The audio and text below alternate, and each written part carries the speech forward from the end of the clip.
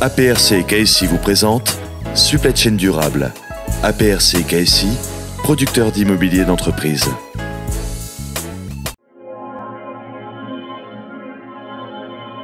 Bonjour, bienvenue à cette émission pendant laquelle on va parler de l'économie circulaire chez Tarkett face aux nouvelles réglementations.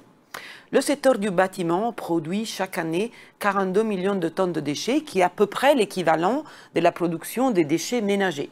Donc on voit bien que c'est un gros enjeu pour essayer de réduire la production de déchets en France. Récemment, une nouvelle REP, une nouvelle réglementation visant à établir une filière de responsabilité élargie des producteurs a été promue en France. Et donc, on va s'intéresser à comment un acteur établi, comme Tarkett, leader des solutions de revêtement des sols, réagit, s'adapte et s'ajuste face à cette nouvelle réglementation. Pour en discuter, j'ai le plaisir d'accueillir aujourd'hui la directrice développement durable et affaires publiques, Myriam Trigefascal. Bonjour Myriam. Bonjour Valentina, merci beaucoup pour l'invitation. Merci à toi. J'ai réussi le pari de ne pas estorpiller ton nom. J'en suis déjà ravie.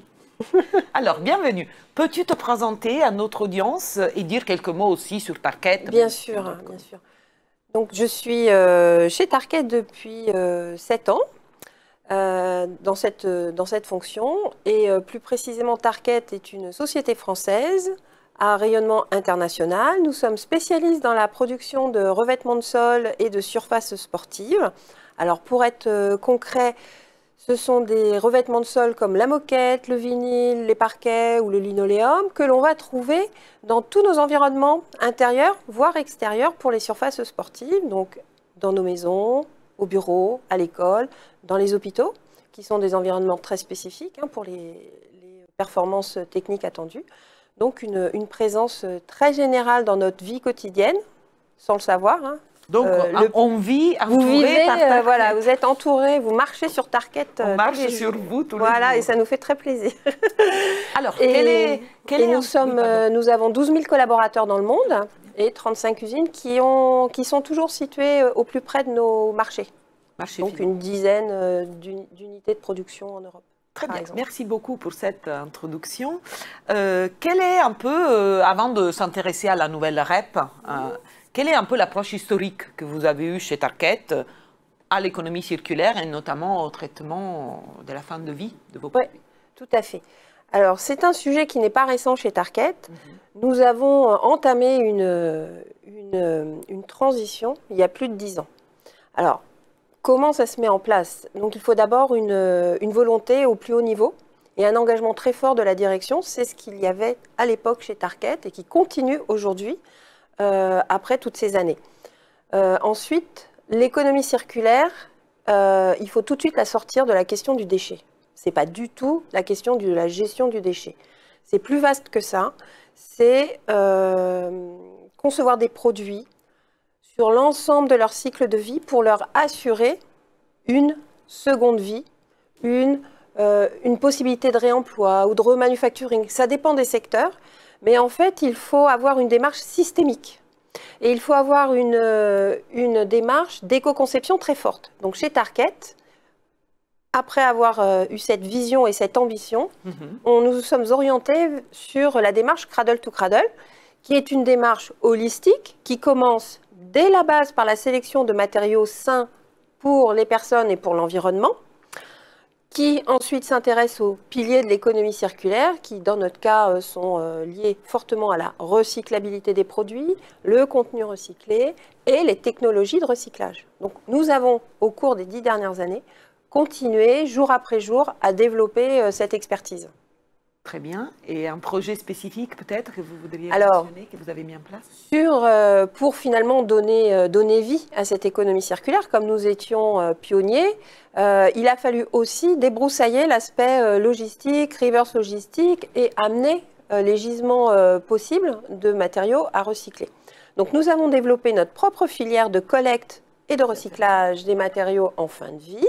Cela concernait la moquette, ça concernait les chutes de pose, puisque nos produits sont installés par des professionnels, donc on a des chutes de pose que l'on a depuis très longtemps réintégrées dans nos productions dans les usines, donc mettre en place tous ces systèmes de logistique dans différents pays européens. Donc c'est un process continu d'amélioration et de déploiement, et aussi d'un point de vue technologique. Donc depuis 2 ans, nous sommes aussi capables de collecter pour recycler des revêtements de sol vinyle homogènes qui ont fait leur transition vers ces matériaux plus sains et cette connaissance aussi de leur contenu depuis 2009. Donc aujourd'hui, ils arrivent en fin de vie et on est capable de commencer à les collecter et les recycler. Et ça, c'est une innovation depuis 2 ans. C'est vous-même qui avez mis en place ce système et cette expertise en interne. Exactement, d'où la nécessité d'avoir une vision et un engagement sur le long terme.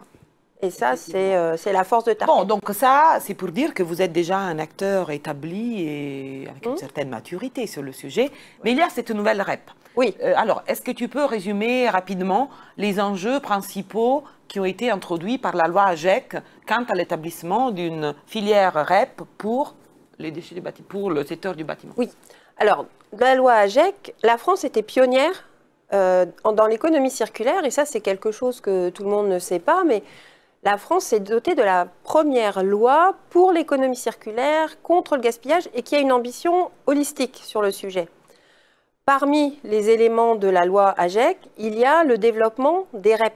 Et encore une fois, la France a été pionnière depuis de nombreuses années dans le développement des REP. Avec la loi AGEC, elle se multiplie, y compris donc, pour notre secteur du bâtiment et de la construction. Donc la REP est applicable depuis janvier 2022. Et elle va être mise en œuvre concrètement à partir de 2023 d'une manière progressive.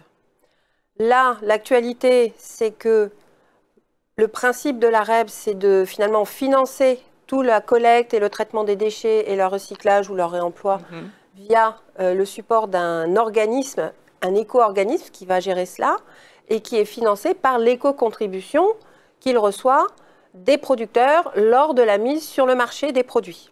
Donc ça, c'est en cours de mise en place.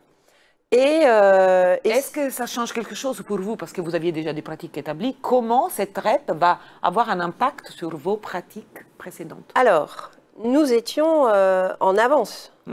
Et heureusement que nous avions anticipé tout cela, puisque nous avons une filière de collecte et de recyclage. Donc nous voyons d'un œil très positif la REP, parce que un des objectifs des éco-organismes, c'est de favoriser le développement technologique, la collecte et le recyclage. Donc, on pense que les producteurs comme nous qui ont des filières, qui sont des filières à petit volume, pourront s'appuyer sur la REP pour continuer à exister. Il faut aussi qu'on puisse s'inscrire dans ce schéma. Donc ça, c'est des travaux qui sont en cours, c'est des travaux qui donc, vont d'un mode commencer. propriétaire, vous ferez en sorte de vous inscrire dans un dispositif au niveau de la filière. Exactement. Donc, tout cela, c'est des choses que nous vivons actuellement et il faut qu'on s'adapte.